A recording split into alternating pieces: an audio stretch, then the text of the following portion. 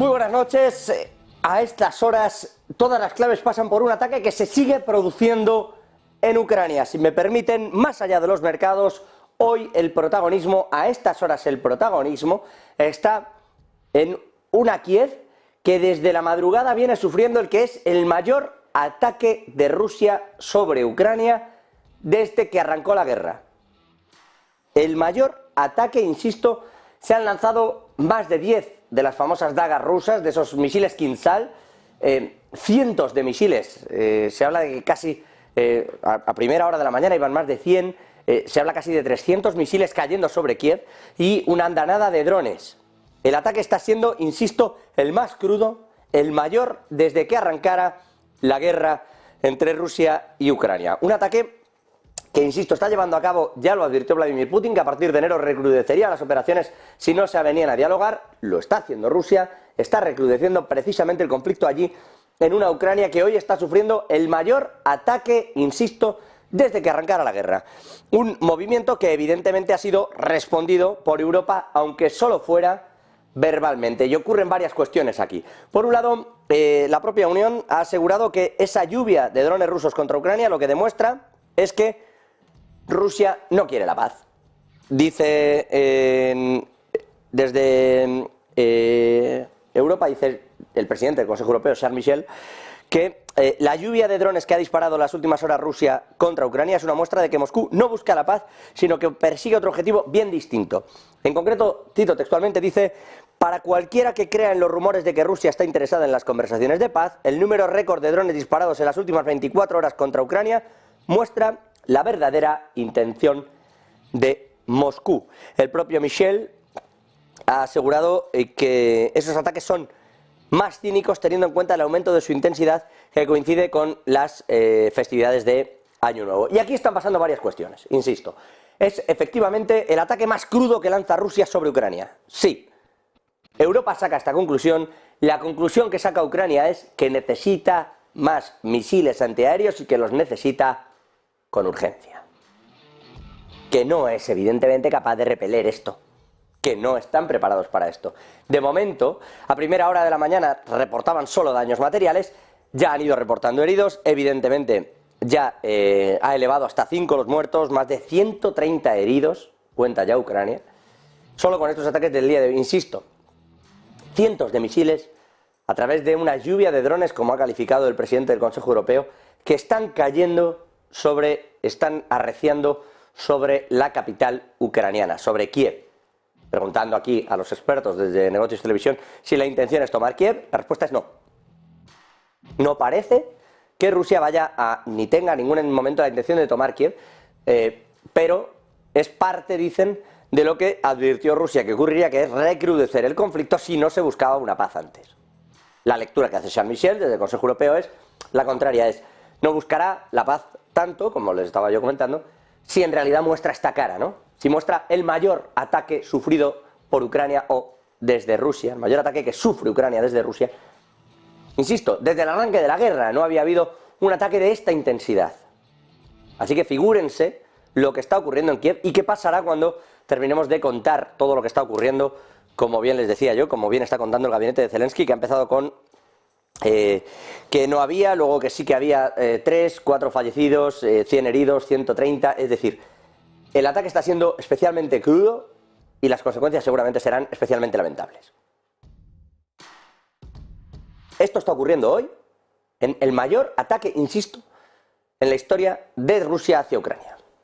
Este es el movimiento que se está dando a estas horas. Desde Europa la lectura es otra, desde el interior la que hace Dmytro Kuleba, el ministro de Exteriores de Ucrania, es: hace falta que Europa nos dé ya la munición que esperamos, particularmente los misiles antiaéreos y, ojo, ha pedido misiles también de un alcance que supere los 300 kilómetros. Y en esto Ucrania lo que está pensando es en devolver la moneda.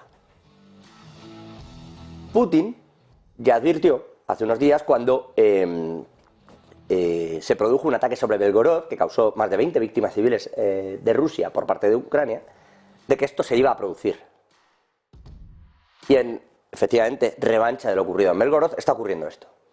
Pero la siguiente visión, la que está teniendo Kuleba, es: dennos misiles que alcancen a más de 300 kilómetros.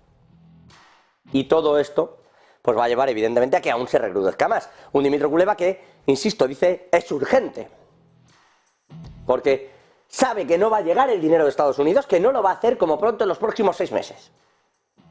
Y digo como pronto suponiendo que todo le sale muy bien a Joe Biden y que quiere mantener el conflicto abierto, si es que no se borra definitivamente de esto. Y entonces Kuleba ni siquiera llama a Estados Unidos, está yendo directamente a Europa a intentar que le den desde ahí. La guerra se ha formado en Europa, se hace en Europa y se está viviendo aquí, en Ucrania concretamente. Pero ahora mismo, esa parte de ayuda a Ucrania tan prometida desde la administración Biden, quien va a tener que hacerse cargo de ella es Bruselas, si quiere seguir en ello.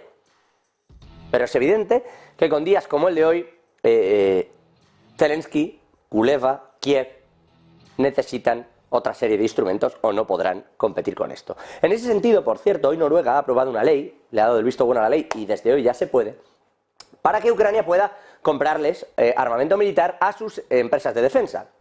Esto tiene un punto clave y es que ya no tiene que esperar Ucrania a que Noruega apruebe una serie de concesiones, a que los parlamentos den ayuda, sino que directamente podrá ir Ucrania y comprar a las empresas de defensa de Noruega el material que necesite. La problemática de esto, el punto positivo es el que les acabo de decir, para Ucrania, quiero decir. Pero la problemática de esto es que hay que tener ese dinero. Ucrania tiene que ir a buscar esa financiación al mercado, tiene que ir a buscar esa financiación con sus socios y es una financiación que le está saliendo muy cara. ¿Por qué? Y aquí viene la segunda parte. Porque, les decía yo, Estados Unidos no da el dinero, pero es que Europa tampoco. Tienen 50.000 millones bloqueados porque Ucrania no tiene claro que el camino que Hungría, perdón, no tiene claro que el camino que se está tomando en Ucrania tenga sentido.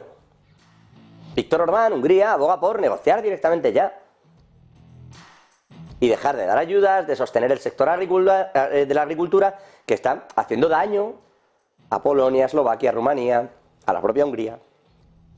Y dice, paremos. Y Europa le dice, lo que está haciendo es un bloqueo, apruébalo. Y en esa andan, en ese tira y afloja. De hecho, Europa le ha llegado a decir a Orbán, bien lo sabrán ustedes, te retiramos el voto, porque como no estás haciendo ciertas reformas, a lo mejor te retiramos el voto. Y dice Orbán, hombre, esto es un chantaje. Esto no es que me pidáis el apoyo. Esto es que me retiráis para que yo no pueda vetarlo. Pero eso que estáis haciendo es una manipulación tremenda.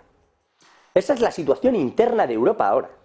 Y digo, como no le llega ese dinero, Ucrania se está financiando ahora mismo en los distintos mercados internacionales y vía préstamos, vía deuda. Y eso es muy caro. Eso no es ayuda económica. Eso tiene un coste elevadísimo en intereses. Y de momento está pagando así todos los costes del gobierno, pero claro, la pregunta es ¿hasta cuándo? Y Noruega te deja ahora comprarle armas, sí, pero ¿con qué dinero? Voy a buscarlo también, a financiarlo. ¿Y cuántas armas puedo comprar verdaderamente en Noruega que sean capaces de producirse o que tengan o que sean capaces de producir en el tiempo que lo necesita Ucrania? La situación se está volviendo muy compleja en esa zona de Europa. Se está volviendo complejísima en Ucrania, que insisto, cada vez reporta un mayor número de víctimas en el día de hoy, con el mayor ataque que Rusia lanza sobre Ucrania desde el inicio de la guerra. Eso es lo que está ocurriendo aquí. Y en otro punto del mapa, saltando de aquí, todavía en clave geopolítica, enseguida miramos a la economía, que ha dado mucho de sí, en otro punto del mapa, en Israel, Israel continúa con esos acercamientos, con esas afrentas sobre la Franja de Gaza. Hoy ha vuelto a tomar parte de sus posiciones en Gaza y además en Líbano. Y digo lo de Gaza porque, en particular, dicen que ya Hamás allí en Gaza es irrelevante tras haber huido al sur. Entonces toda la parte norte la tienen tomada, a pesar de que creen, dice Gan Galant, el ministro de Defensa israelí, dice que muchos de los 15.000 o 18.000 supuestos miembros de Hamás en el norte han sido abatidos o han huido al sur y que, como mucho, deben de quedar en el entorno de 1.000 insurrectos en la parte norte. Insisto, hablando de Hamás, el problema de Israel es que está llevando el conflicto más allá, hacia Líbano. Está entrando en terreno de Líbano, en terreno, bueno, libanés, pero comandado en buena parte por las milicias, las tropas políticas y militares de Hezbollah. ¿Cuál es el problema de eso? Que está soliviantando también a Irán. La llegada y la toma de puestos fronterizos por parte de Israel de lo que está ocurriendo en Hezbollah, o con Hezbollah en esos puestos del Líbano, está haciendo que Irán le haya dicho: estás cruzando la frontera y no debes. Y están pasando dos cosas con Irán, que esto ha repercutido en el mercado. Ahora veremos todas las consecuencias económicas que esto ha tenido. Pero han ocurrido dos cosas con esto, y es que Irán le ha dicho: esto ya, basta, y dos, como Estados Unidos ha disparado en el Mar Rojo a los barcos de los hutíes, Irán ha acudido en auxilio con un buque para repararlos y además ha puesto barcos de guerra también en el Mar Rojo. Y eso complica muchísimo el panorama en esa zona. Por cierto, que el propio Israel asegura que ha abatido en Beirut al número 2 de Hamas. Dice Israel que en uno de los ataques que ha realizado allí ha conseguido abatir precisamente a ese número 2 de Hamas, y es que Israel está elevando el conflicto o llevando el conflicto más allá de la frontera de Gaza, porque asegura que en realidad los responsables de Hamas están en distintos puntos. Ha habido ataques muy cerquita de Damasco, ha habido ataques en Beirut y por eso también atacan Líbano y tienen el conflicto que tienen con Yemen. Es decir, van más allá. Lo que pasa es que cubren los frentes que cubren, y de momento la parte que tienen contra los hutíes de Yemen, quien se está enfrentando a ello es Estados Unidos. Un Estados Unidos que, a través de liderando esa coalición internacional, hoy ha descubierto o ha visto cómo Irán también le veía la apuesta.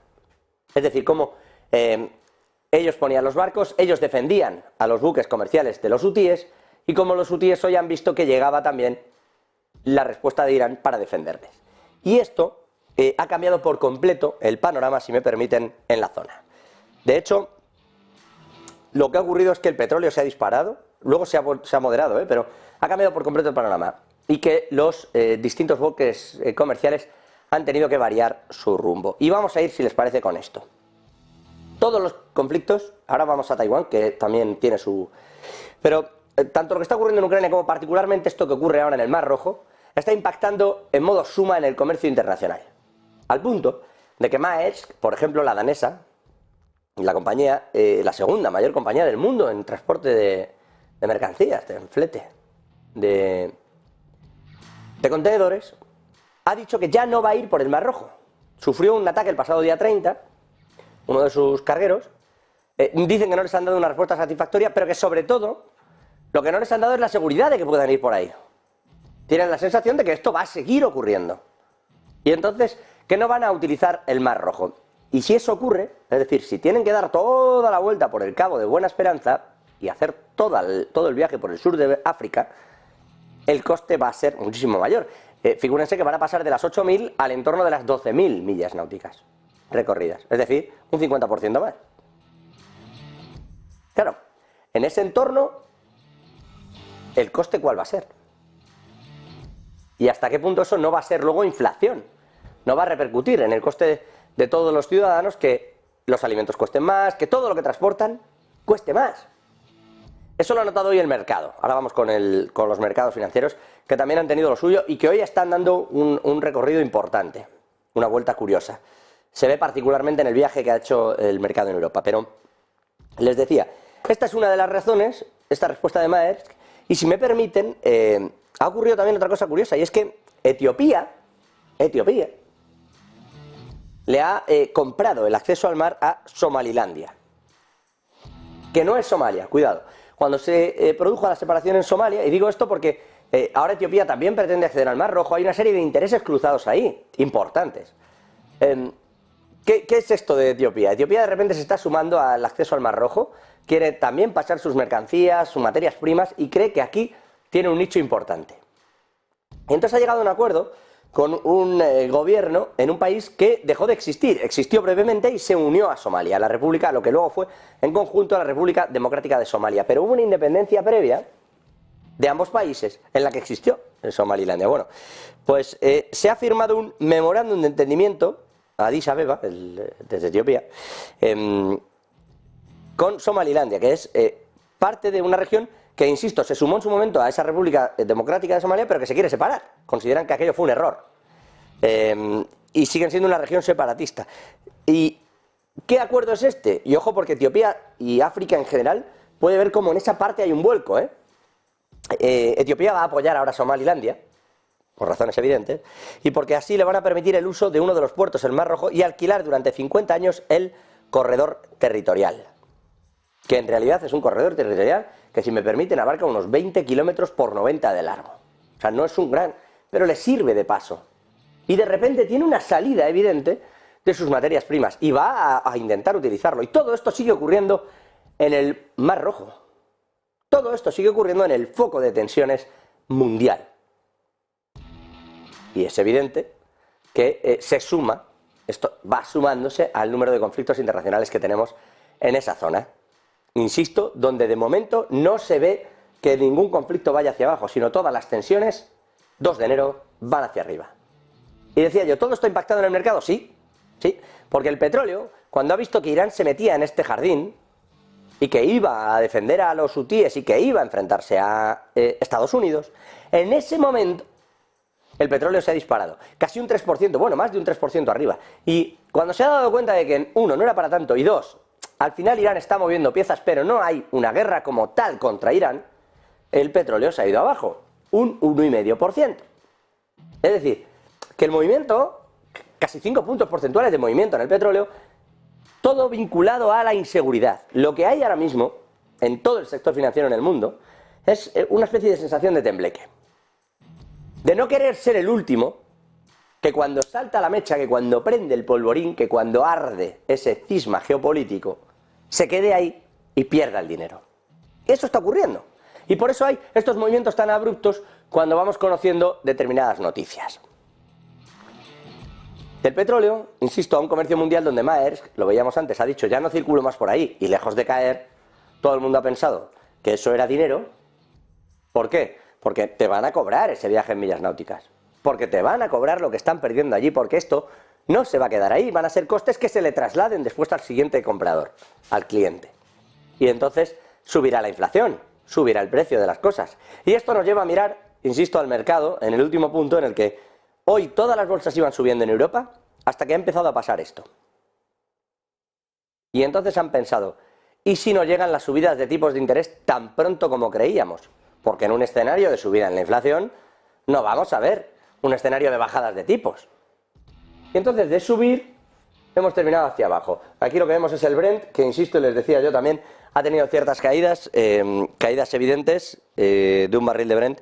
Insisto que veíamos caer, bueno, pues en ese entorno ahora mismo de 0,6. Pero insisto, ha llegado a caer más de un 1. Lo mismo con el West Texas. Cierres en Europa, pues prácticamente planito todo, incluso en negativo algunas de las bolsas, cuando estaban volando. Se ve, si me permiten, se ve claramente el giro. Se ve claramente cómo les iba muy bien y ha terminado yéndoles particularmente mal. Y alguno ha conseguido cerrar plano, pero no tanto en positivo, ¿no? Incluso el DAX se ha ido un 0,1 arriba. Miren, el ejemplo, como ejemplo práctico, bueno, lo del DAX se ve claramente, la caída también. Intenta recuperar y ¡pof!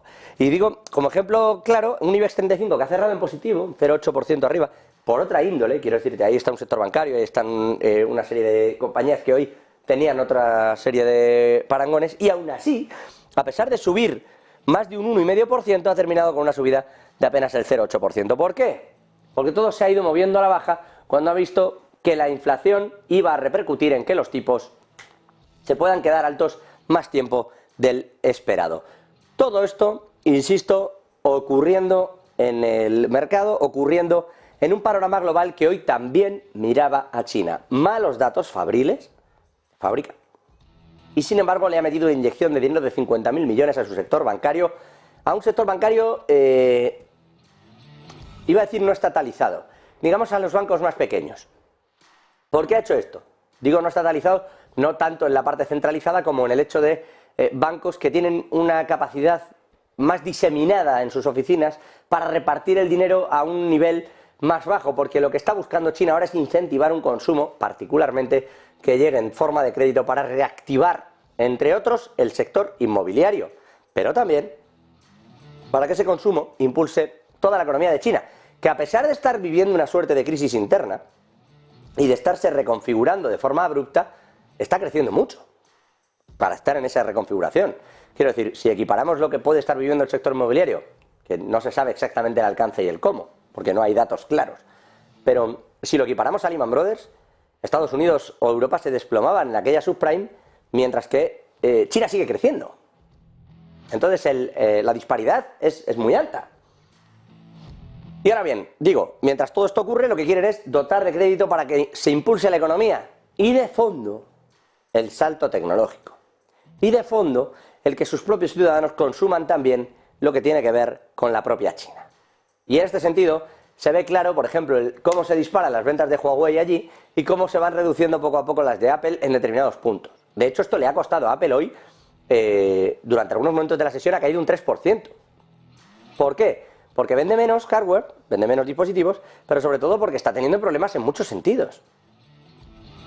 Con el tema de las patentes, con el reloj, con ese Apple Watch, que no ha podido vender ahora, pero en particular con esto y con que el negocio de servicios también se está flaqueando. ¿Por qué? Porque cortar el polo, porque decidir que lo divides y que lo de Estados Unidos va para allá y lo de China va para acá, y obligar tú a eso, que es lo que está haciendo Estados Unidos, hace que China a la vez deje de comprar tus servicios. Y eso también es un mercado enorme. O lo estaba siendo. Y ahora hay que reconfigurarlo. Por cierto, que hoy hemos sabido que efectivamente, bueno, hoy hemos confirmado, porque lo ha dicho varios miembros de la compañía, de ASML Holding, en Países Bajos, pero era un secreto a voces, que efectivamente funcionarios de Estados Unidos le pidieron a ASML Holdings que prohibiera el envío de las fábricas, de las máquinas que fabricaban, que sirven para fabricar chips, a China.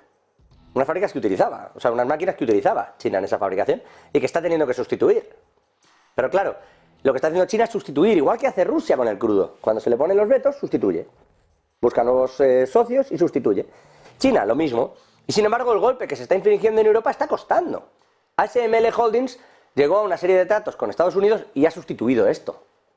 Pero no así todo Países Bajos, que ha prohibido esa comercialización con China desde este enero. Ocurre lo mismo en Alemania, está ocurriendo en Italia, que está dejando correr esa ruta de la franja y la seda. Quiero decir, hay una desconexión de coupling, bajada de riesgos en vez de desconexión, como le suelen llamar, lo que quieran.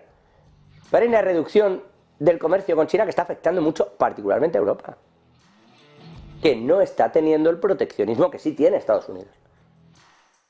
Y que se está notando. Y que tiene, a su vez, en el corazón, la guerra de Ucrania. Y entre una cosa y la otra, Europa sí se está viendo afectada, con todos los países en un crecimiento prácticamente nulo, si no en negativo, como le ocurre a Alemania, que nos darán datos este mismo mes, pero que va a haber cerrado en recesión técnica, la locomotora de Europa. Esto es lo que está ocurriendo, mientras China en realidad, ¿qué hace cuando le hacen esto? Busca nuevos socios. ¿Quién le compra ahora la tecnología? Rusia. Del 12 al 57% han pasado las ventas de tecnología de precisión, de la llamada alta tecnología, valores de maquinaria para la fabricación de alta tecnología. ¿Por qué? Porque entre otras muchas cosas, además esto le sirve a Rusia para fabricación militar. Y se ve, y con esto cerramos el círculo, claramente en cómo sufre después, en este caso en el día de hoy, Kiev, los ataques de Rusia. Con todo esto sobre el panorama, vamos a frenar un minuto y, por supuesto, regresamos haciendo especial hincapié en algunos de esos asuntos.